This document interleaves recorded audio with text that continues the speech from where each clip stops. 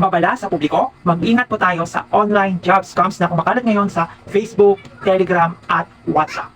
Marami ng tao ang naloko gamit ang fake job offers na nangangako ng madaling kita at part-time income. So, paano nga ba gumagana ang scam? First, may makikita kang ads o message na nag-a-adopt ng easy income bilang inviter or client sa hindi kilalang kumpanya. Second, hihingan ka ng mga personal information gaya ng mga valid ID, selfie with your ID, GCash details or bank details, mga ganyan, pati mga screenshot ng iyong mga social media account. And third, kapag nakuha na nila yung mga information mo, ay pwede na nila itong gamitin sa identity theft o sa iba pang mga modus or online scam activities. So, ito yung mga dapat nating iwasan. First, peking website link na gaya ito or nito, at iba pang mga kahina-hinalang mga domain. Second, walang malinaw na job description. Kung puro income lang yung binabanggit at walang detalye ng trabaho, posibleng scam ito. Third, ang pumipilit na humingi ng mga personal details.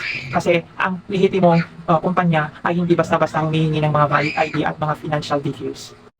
And last, fourth, nagpapanggap bilang malaking kumpanya. So, kailangan muna natin i-check kung registered or legit nga ba itong kumpanya na nag-aalok ng trabaho before we grab it. So, ito naman po ang mga dapat natin gawin.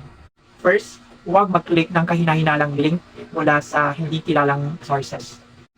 Second, i-verify muna yung kumpanya bago magbigay ng mga information. Third, i-report yung mga kahina-hinalang mga job offers sa Facebook, Telegram, or kahit sa WhatsApp man.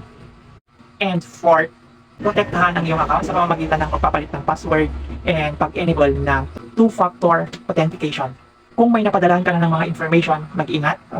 I-check ang iyong mga social media account, yung iyong mga GCash account or bank account para sa posibleng fraudulent transaction. Kaya, maging mapanuri at magbasta-basta magtitiwala sa mga too good to be true job offers. So, pakishare po ito para makatulong din po sa iba. Maraming salamat. This is Team LBC Vlogger and see you next vlog.